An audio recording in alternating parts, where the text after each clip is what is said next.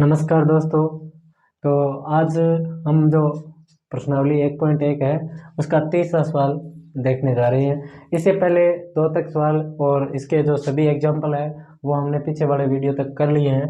तो इसमें जो तीसरा सवाल है वो दे रखा है कि अभाज्य गुणनखंड विधि से निम्नलिखित के HCF व LCM ज्ञात कीजिए। HCF और LCM ज्ञात करना है। इनमें जो पहला क्वेश्चन दे रखा है वो दे रखा है 12, 15 और 21। इन तीनों का अभाज्य गुणनखंड विधि से HCF और LCM ज्ञात करना है। तो पहले मैं 12 का अभाज्य गुणनखंड कर रहा हूँ। 2 से 6 बार, 2 से 3 बार और फिर 3 से 1 बार। और ये 15 है, ये 3 से 5 बार और फिर 5 से 1 बार। 21 का तो 3 से 7 बार और फिर 7 से 1 बार। तो 12 को हम लिख सकते हैं 2 की पावर 2 गुणा 3 और 15 को लिख सकते हैं 3 गुणा 5 और 21 को हम लिख सकते हैं 3 गुणा 7। अब HCF जब ज्ञात करते हैं तो HCF में उभयनिष्ठ गुणनखंड की सबसे छोटी घात ली जाती है। तो इसमें उभयनिष्ठ गुणनखंड आ रहा है 3 और 3 की घात हर जगह 1 1 है। तो ये 3 की घात 1 और 3 की घात 1 को या 3 को ये 1 ही है। ठीक है, तो HCF का मान तो आ जाएगा इनमें 3। और LCM ज्ञात करना है। तो LCM जो होता है वो होता है उभयनिष्ठ गुणनखंड की सबसे सबसे बड़ी घात। और ये जो 3 है इसकी बड़ी घात भी 1 ही है और जो शेष रह गए वो सभी लेने हैं। तो 2 की घात 2 गुणा 5 और गुणा 7। 2 की घात 2, 5 और 7 आ गए पूरे। तो 3 गुणा 4 गुणा 5 गुणा 7। अच्छा, इनको गुणा करना है। तो 3 चौक 12 और 12 को 5 से गुणा करना है तो 60 और 60 को फिर 7 से। तो 3 चौक 12 पंजो 60 और फिर 7 से। 60 को 7 से तो 7 छक 42, 420। इसके जो LCM है वो आएगा 420। LCM का मान 420 और HCF का मान आ गया 3। और अभाज्य गुणनखंड विधि से LCM और HCF ही ज्ञात करना है। तो ये क्वेश्चन इतना ही करना है। अच्छा, आगे वाला जो दे रखा है उसमें है 17, 23 और 29। इन तीनों का अभाज्य गुणनखंड करना है। तो 17 एक खुद अभाज्य संख्या है तो इसमें केवल 17 का ही भाग जाएगा। लेकिन मैं पहले ऐसे कर रहा हूँ, 1 का भाग दे रहा हूँ मैं पहले। तो 1 का भाग दूंगा कितनी बार जाएगा? 17 बार। अब अगर मैं 1 का एक बार और दूंगा तो 17 आएगा। कितनी भी बार दूं 17 ही आएगा। तो इससे कोई मतलब नहीं है। इसके अलावा और सिर्फ 17 का भाग जा रहा है, बाकी किसी संख्या का नहीं जा रहा। तो 17 का भाग दे रहा हूं मैं 1 बार। इसी प्रकार ये 23 है, अभाज्य संख्या है। तो पहले मैं 1 का दे रहा हूँ तो कितनी बार? 23 और फिर 23 का तो 1 बार। और ये 29 है, इसमें 1 का कितनी बार? 29 बार। और फिर 29 का ही जाएगा क्योंकि ये भी एक अभाज्य संख्या है तो 1 बार। अच्छा, 17 को मैं लिख सकता हूँ 1 गुणा 17। 19 को मैं लिख सकता हूँ 1 गुणा 19। और 23 को मैं लिख सकता हूँ, अच्छा 29 है तो 29 को 1 गुणा 29 और 23 को 1 गुणा 23। तो इसमें जो उभयनिष्ठ गुणनखंड है, उभयनिष्ठ गुणनखंड और तो कुछ नहीं आ रहा। लेकिन ये जो हमने एक एक का करके देखा है ना, ये उभयनिष्ठ गुणनखंड आ रहा है। ये मैंने इसीलिए लिया है कि इसमें और कोई उभयनिष्ठ गुणनखंड है ही नहीं, क्योंकि तीनों अभाज्य संख्या है। और आपको तो ये याद रखना है कि जहाँ पे तीनों अभाज्य संख्या हो या दो अभाज्य संख्या हो तो उनका HCF हमेशा एक ही आता है। तो इनका जो HCF है वो आएगा 1। और LCM ज्ञात करना है तो LCM बराबर, और LCM जब ज्ञात करोगे तो उभयनिष्ठ गुणनखंड 1 और फिर 17 और फिर 23 और फिर 29, इनको गुणा करना है। तो गुणा करते हैं 17 गुणा 23 तो 23, 17 तिया 51 और 17 दूनी 34 और 5 गुण 40, 391। अब इसको गुणा करना है 29 से। तो 29 एकम 29 और 29 नमा 261 और 2, 261 और 2 63 और 29 तिया 87 और 87 और 26, 87 और 26 113। तो इनका जो एलसीएम है वो आएगा 11 3 3 9, यानी इनका जो एलसीएम है वो आ जाएगा एलसीएम बराबर 11 3 3 9, ये इसका एलसीएम आएगा। और इनका एचसीएफ जो है वो आएगा 1। अच्छा, अब जो तीसरा सवाल दे रखा है, इसका तीसरा दे रखा है, इसमें जो संख्या दे रखी है वो पहली संख्या है 8, फिर है 9 और फिर है 25। तो 8 में 2 का भाग जा रहा है 4 बार, फिर 2 का 2 बार और फिर 2 का 1 बार। अच्छा, 9 में 3 का भाग 3 बार और फिर 3 का भाग 1 बार, और 25 में 5 का भाग 5 बार और फिर 5 का भाग 1 बार। तो 8 को अपन लिख सकते हैं 2 की पावर 3, और 9 को लिख सकते हैं 3 की पावर 2, और 25 को लिख सकते हैं 5 की पावर 2।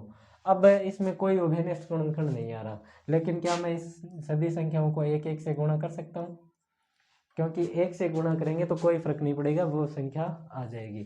तो एचसीएफ ज्ञात करने के लिए जो हमें उभयनिष्ठ गुणनखंड चाहिए, ये उभयनिष्ठ गुणनखंड मिल गया। उभयनिष्ठ गुणनखंड इसमें क्या आ रहा है? 1। तो एचसीएफ का मान क्या आ जाएगा? 1।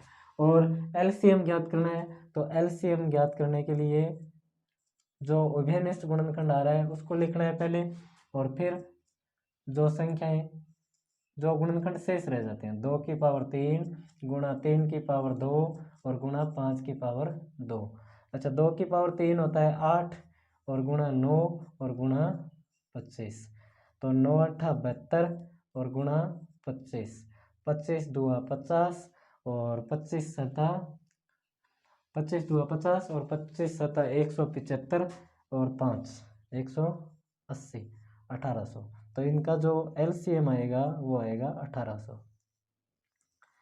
तो एचसीएफ आ रहा है इसका 1 और एलसीएम आ रहा है 1800। तो ये तीसरा सवाल है, और इसके जो तीनों सवाल है वो अपन ने कर दिया। प्रश्नावली का जो चौथा प्रश्न दे रखा है वो दे रखा है एचसीएफ 306 और 657 का जो है वो 9 दिया है, और एलसीएम 306 और 657 का हमें ज्ञात करना है। तो इसमें अपन ने एक सूत्र पढ़ा था, पहली संख्या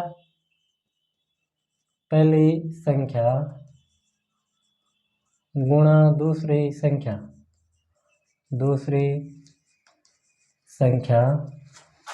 बराबर एलसीएम गुणा एचसीएफ। इस सूत्र से हम ज्ञात कर सकते हैं, क्योंकि अपने पास दोनों संख्या है, पहली संख्या और दूसरी संख्या दोनों है, और एलसीएम ज्ञात करना है, और एचसीएफ का मान जो है वो दिया है। एचसीएफ का मान दे रखा है 9।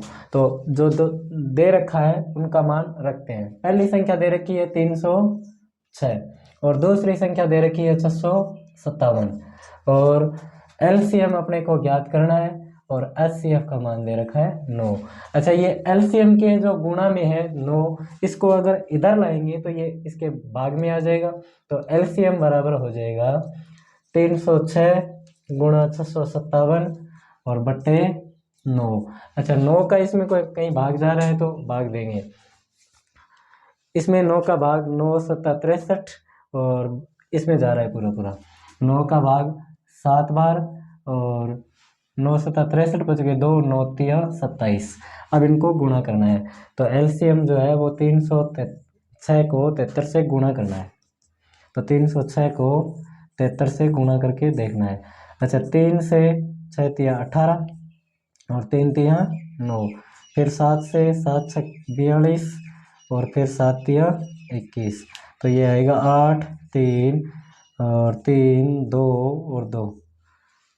इनका जो एलसीएम है वो आएगा 22 33 8, यानी 22,338। ये इसका आंसर है। जो पांचवा प्रश्न है वो दिया है कि जांच कीजिए कि क्या किसी प्राकृत संख्या n के लिए संख्या 6 की पावर n अंक शून्य पर समाप्त होती है। तो इस इसके जैसा एक एग्जाम्पल भी किया था अपन ने 4 की पावर n वाला, तो एकदम सेम टू सेम सवाल है।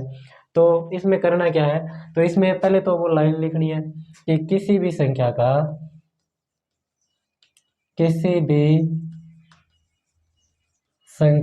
की घात 0 पर तभी और केवल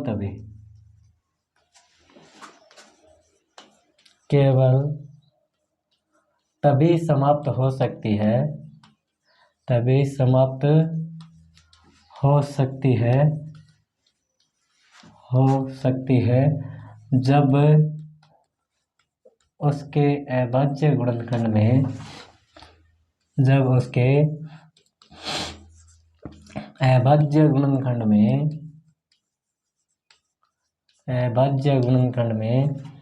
2 की पावर n गुणा 5 की पावर n, या फिर हम इसको लिख सकते हैं 2 गुणा 5 की पावर n का रूप होता है। अब देखो इसमें क्या है, अब 6 की पावर n का अभाज्य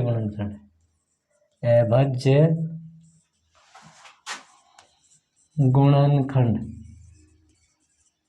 तो 6 की पावर n का अभाज्य गुणनखंड हम लिखेंगे 6 की पावर n बराबर 2 गुणा 3 की पावर n, या फिर हम इसको लिख सकते हैं 2 की पावर n गुणा 3 की पावर n, जिसमें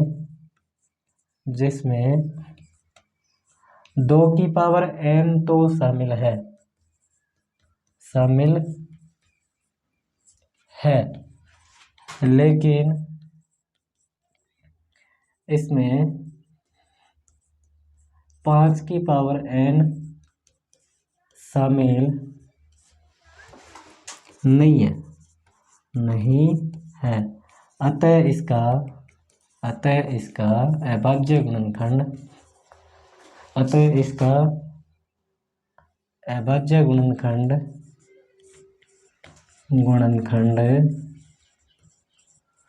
2 की पावर n गुणा 5 की पावर n के रूप का नहीं होने के कारण संख्या 6 की पावर n कभी भी 0 पर समाप्त नहीं हो सकती। और इस तरह के जो सवाल है ये तो सिद्ध करने होते हैं, इसमें कोई आंसर तो वैसे होता नहीं है, सिद्ध करने होते हैं, और जब सिद्ध हो जाता है तो लास्ट में लिख देंगे इति सिद्धम, यानी HP, हेंस प्रूव्ड।